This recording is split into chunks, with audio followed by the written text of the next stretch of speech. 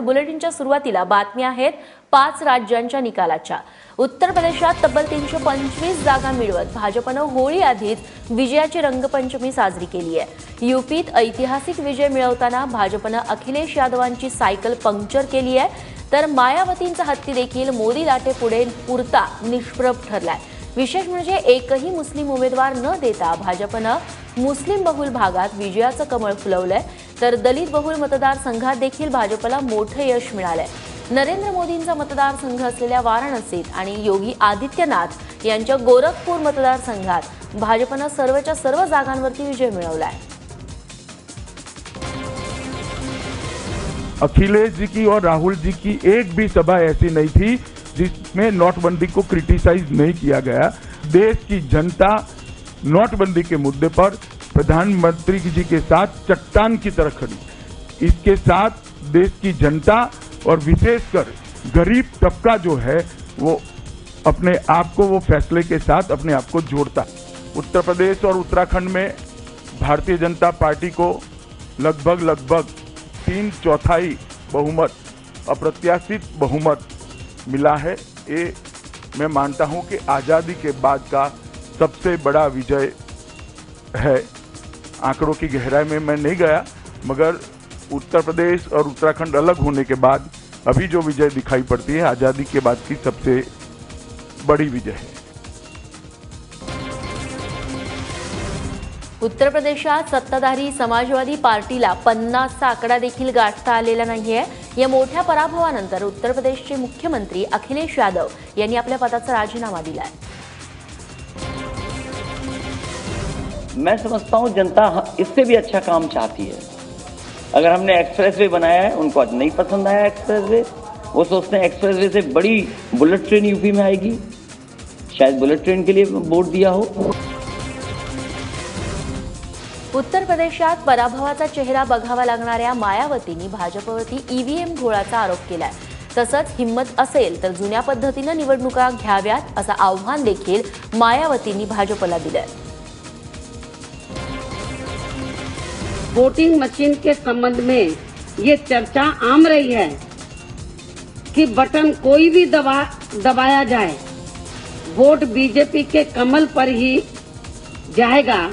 मैं खुली चेतावनी देती हूँ, यदि आप सही मायने में ईमानदार हैं तो आप मुख्य चुनाव आयुक्त को लिख कर दो ये वोटिंग मशीन वाला जो है चुनाव, तो इसको रद्द करा के मुख्य चुनाव आयोग को बोले जो पुरानी व्यवस्था थी बैलेट पेपर की, उससे चुनाव कराएं।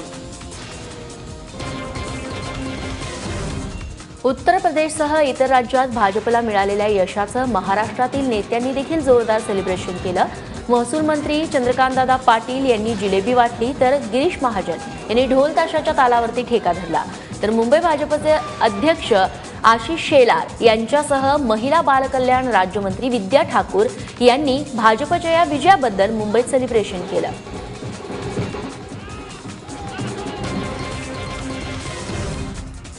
दरम्यान उत्तर प्रदेशात भाजपला मिळालेल्या यशाबद्दल मुख्यमंत्री देवेंद्र फडणवीस यांनी मोदी आणि भाजप कार्यकर्त्यांचं अभिनंदन केलंय आणि काँग्रेसला टोला लगावलाय। मोदी आणि शहा यांनी घेतलेल्या मेहनतीमुळेच भाजपला हा विजय साध्य करता आलाय, अशी प्रतिक्रिया मुख्यमंत्र्यांनी दिली आहे। काँग्रेसला एक गोष्ट माहिती आहे की त्यांना जर एकत्रित राहायचं असेल तर त्यांना एक नाव लागतं, त्या नावाशिवाय त्यांना एकत्रित राहता येत नाही। त्यामुळे ते नाव यशस्वी हो का अयशस्वी हो त्याच्या पाठीमागे त्यांना जावंच लागतं, आणि ते नाव राहिलं नाही तर त्यांचे तुकडे होतात। काँग्रेस हा संघटित पक्ष नाही आहे।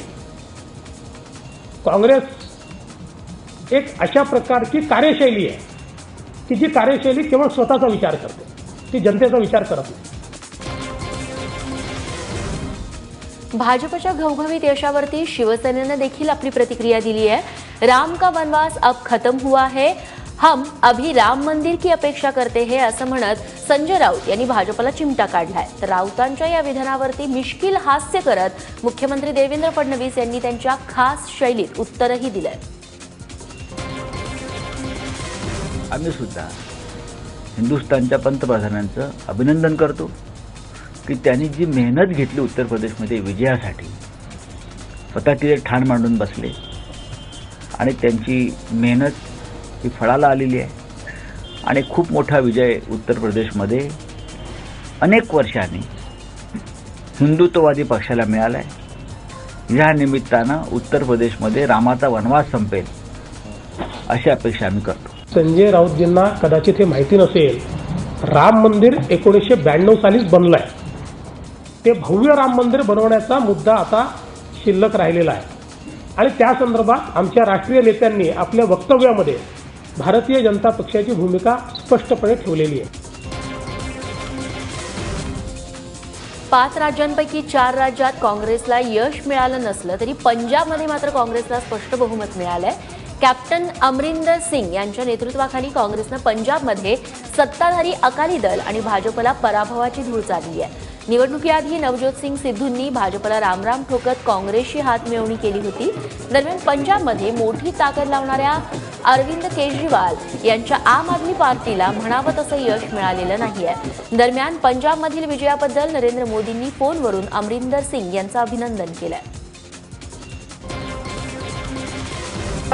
देखो, it is the Congress worker who has done everything. वो स्ट्रैटेजीज थे, वो तो स्ट्रैटेजी बताते थे. जो स्ट्रैटेजी थी वो स्ट्रैटेजी हमारे लोग इम्प्लीमेंट करते थे. So naturally I am very happy with their performance. That's good. But काम तो किया है कांग्रेस वर्कर. फार्म लोन वेवर हमने कहा था, मैंने कहा था कि किसानों का असी कर्जा कुर्की माफ करांगे, यही होएगा. उत्तर प्रदेश आणि उत्तराखंडमध्ये ऐतिहासिक विजय मिळवणाऱ्या भाजपला गोव्यात काँग्रेसनं काटेकी टक्कर दिली आहे. खुद्द मुख्यमंत्री लक्ष्मीकांत पार्सेकर यांच्यासह भाजपच्या 6 मंत्र्यांचा इथं पराभव झालाय. सुभाष वेलिंगकरांच्या गोवा सुरक्षा मंचानं वेगळी चूल मांडल्यामुळे भाजपला मोठा फटका बसलाय.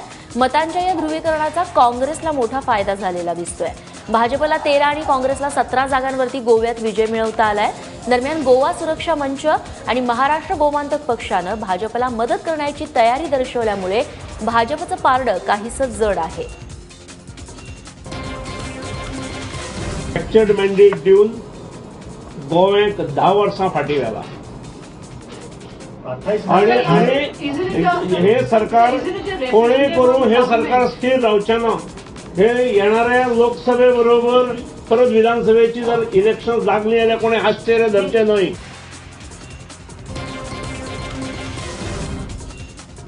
मणिपूरमध्ये काँग्रेस आणि भाजपमध्ये चुरशीची लढत पाहायला मिळाली. दरम्यान गेल्या निवडणुकीत एकही जागा न मिळवणाऱ्या भाजपनं 21 जागांवरती विजय मिळवलाय, तर काँग्रेसची 60 जागांवरून 25 जागांवरती घसरण झाली आहे.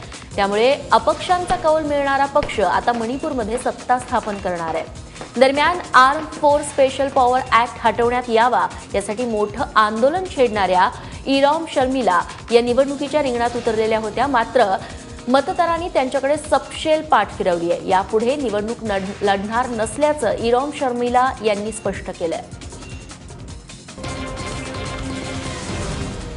Sense of loving kindness for the societies will remain constant. But as to my stand, I will no more contest for election in future. उत्तराखंडमध्ये भाजपनं काँग्रेसला दणका देत देवभूमीत विजयाचं कमळ फुलवलेलं आहे. खुद्द मुख्यमंत्री हरीश रावत यांचा हरिद्वार ग्रामीण आणि कच्छ या दोन्ही मतदारसंघातून मोठ्या फरकानं पराभव झालाय. निवडणुकीआधी काँग्रेसला मोठं भगदाड पडल्याचे परिणाम इथे पाहायला मिळाले. एनडी तिवारी, हरकसिंग रावत, विजय बहुणा असे दिग्गज नेते भाजपच्या गोटात सामील झाले. त्यामुळे बंडखोरांचा मोठा फटका काँग्रेसला इथं बसल्याची चिन्ह आहे. दरम्यान पराभवानंतर हरीश रावत यांनी आपल्या पदाचा राजीनामा दिलाय. मैंने मुख्यमंत्री पद से अपना और अपने मंत्रिमंडल का त्यागपत्र महामहिम राज्यपाल उत्तराखंड को प्रस्तुत किया. दरम्यान या निकालानंतर भाजपची सत्ता असलेल्या राज्यांची संख्या वाढलेली आहे. कुठे कुठे भाजपमय झालेलं आहे वातावरण, तर जम्मू काश्मीरमध्ये भाजपनं सत्ता स्थापन केलेली आहे.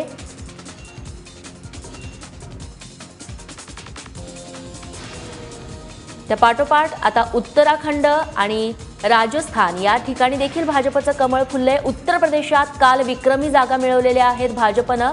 पाठोपाठ गुजरातमध्ये तर भाजप आहेच. मध्य प्रदेश, झारखंड, छत्तीसगड, त्यासोबतच महाराष्ट्रात देखील भाजपचं सरकार आहे. शिवसेनेसोबत युती केलेली आहे. आसाम असेल, या सगळ्या ठिकाणी, सोबतच अरुणाचल प्रदेश या ठिकाणी देखील भाजपचं कमळ आहे. एकूण जम्मू काश्मीर, उत्तराखंड, राजस्थान, उत्तर प्रदेश, गुजरात, मध्य प्रदेश, झारखंड, छत्तीसगड, महाराष्ट्र, आंध्र प्रदेश, आसाम आणि अरुणाचल प्रदेश या सगळ्या राज्यांमध्ये भाजप आहे. तर काँग्रेस फक्त ठिपक्यांपुरती उरलेली आहे. पंजाबमध्ये काँग्रेसनं बहुमत मिळवलेलं आहे. हिमाचल प्रदेशमध्ये काँग्रेसची सत्ता आहे. त्यापाठोपाठ कर्नाटक असेल आणि मेघालय अशा जवळपास 5 राज्यांमध्येच मिझोराम इथं सध्या काँग्रेसची सत्ता उरलेली आहे.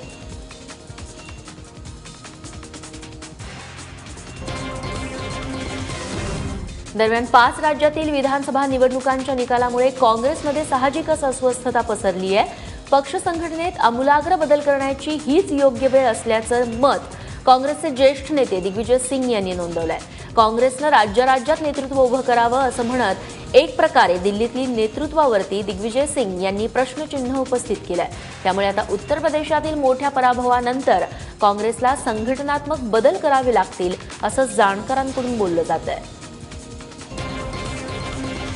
नए रास्ता चुनने के लिए राहुल गांधी जी को विशेष तौर पर कुछ बुनियादी निर्णय लेने चाहिए.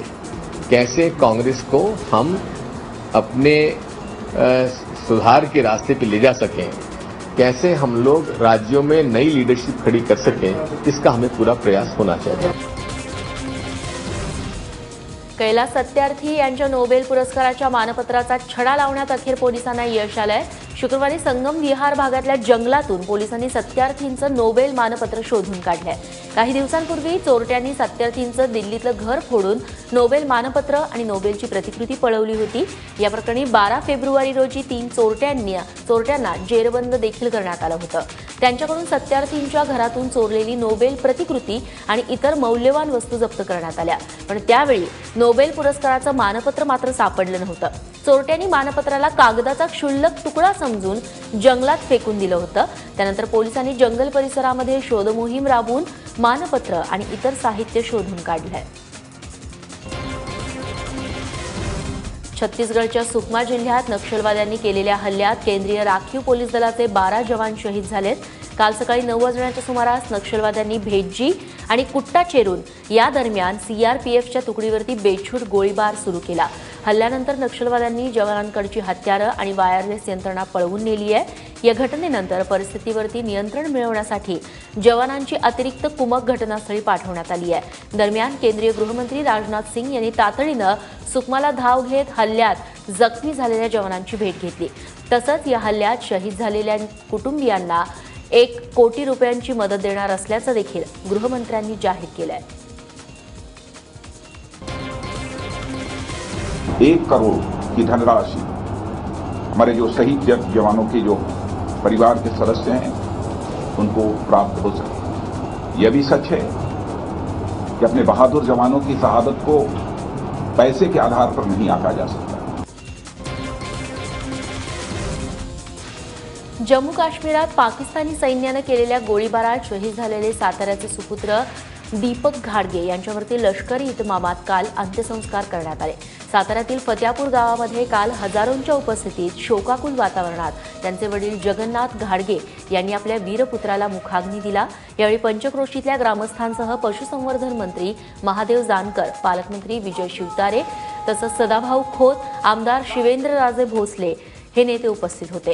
9 मार्च रोजी जम्मू काश्मीरातल्या पूंछमध्ये पाकिस्तानी सैन्यानं केलेल्या गोळीबारात जवान दीपक घाडगे हे शहीद झाले होते. त्यांच्या मागे आई वडील, पत्नी आणि 2 मुलं असं परिवार आहे. नजरचुकीनं सीमारेषा ओलांडून पाकिस्तानात गेलेला भारतीय जवान चंदू चव्हाण अखेर त्याच्या घरी परतलाय. 21 जानेवारीला पाकिस्ताननं त्याला भारतीय सैन्याच्या ताब्यात दिलेलं होतं. त्यानंतर तो काल त्याच्या मूळ गावी धुळे जिल्ह्यातल्या बोरविहीर इथं परतला. यावेळी चंदू चव्हाणचं ग्रामस्थांकडून जंगी स्वागत करण्यात आलं.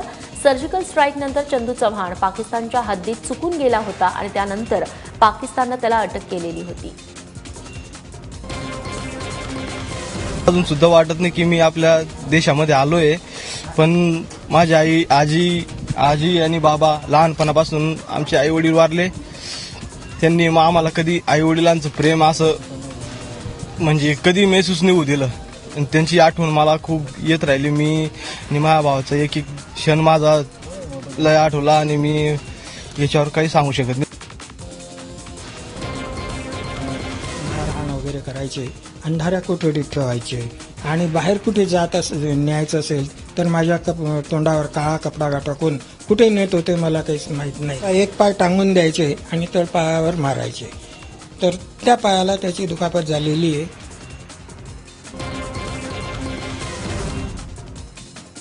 नाशिक रोड परिसरामध्ये डोक्यात दगड घालून हत्या झालेल्या संतोष पाटील यांच्या हत्येचा कट त्यांच्या बहिणीनं आणि आईनंच रचल्याचं उघड झालंय. आपल्या मावस भावाच्या मार्फत 2 जणांना 40,000 रुपयात सुपारी देऊन आरोपी बहिणीनं प्रॉपर्टीसाठी सख्ख्या भावाला संपवलं. यासाठी तिनं आईला देखील फूस लावली. या प्रकरणी 3 आरोपींना नाशिक रोड पोलिसांनी जेल रोड या परिसरातून काल रात्री अटक केली. 7 मार्चला रात्री संतोष पाटील या व्यक्तीची नाशिक रोड परिसरातील दसक इथं गळा आवळून आणि दगडानं ठेचून हत्या करण्यात आल्याचं उघड झालं होतं. व्हॉट्सॲप आपलं जुनं टेक्स्ट स्टेटस फीचर परत आणण्याच्या तयारीत आहे. सध्या व्हॉट्सॲप या बीटा टेस्टर फीचरची टेस्टिंग करत असून तुम्ही अबाउट नावानं देखील या जुन्या टेक्स्ट स्टेटसचा वापर करू शकणार आहात. व्हॉट्सॲपनं काही दिवसांपूर्वीच इंस्टाग्रामच्या स्टोरी स्टेटस सारखं स्टेटस फीचर आणलेलं होतं, पण या नव्या स्टेटस फीचरबद्दल अनेक युजर्सकडून तक्रारी आल्या. त्यानंतर व्हॉट्सॲप एक पाऊल आता मागे घेण्याच्या तयारीत आहे. सध्या ज्या युजर्सनी व्हॉट्सॲप अपडेट केलेलं नाही त्यांच्या अँड्रॉइडच्या 2.14.95 बीटा व्हर्जनवरती हे जुनं स्टेटस ऑप्शन दिसतंय. मात्र ज्यांनी अपडेट केलंय त्यांना काही दिवस आता वाट बघावी लागणार आहे.